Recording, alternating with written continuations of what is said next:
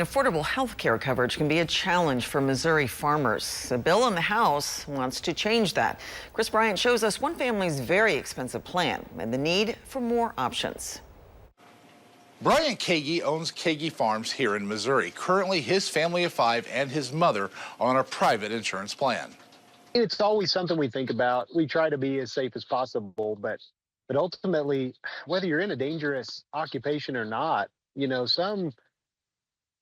something can happen with your health that would put you in a really bad situation financially. The sky's the limit on medical costs these days, depending on what happens. And I think that's why you can't really be without coverage.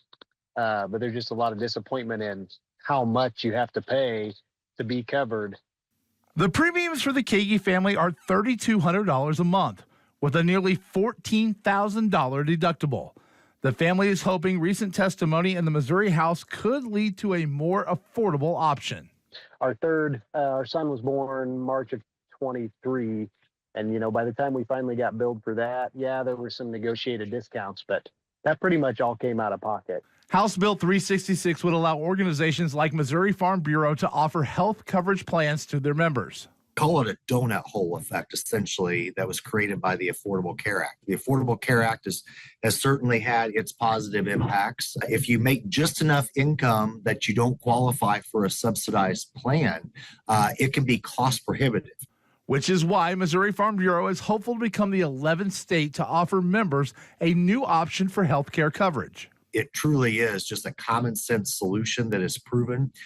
In fact, Tennessee Farm Bureau started this 78 years ago.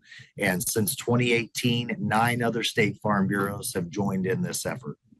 The United States Department of Agriculture estimates in 2015, 9.1% of all Americans had no formal health insurance, and 10.7% of farm families lacked health insurance. You can offer all the best coverage in the world, but if you can't afford it, what have you gained? And truly, it is heartbreaking when I hear of the number of farmers and ranchers and hardworking entrepreneurs who are going without insurance and risking their family's livelihood because they can't afford the premiums on a monthly basis. Similar bills have been introduced to the General Assembly in previous years. This year's bill, House Bill 366, just finished up with public testimony. In the newsroom, Chris Bryant, KY3 News.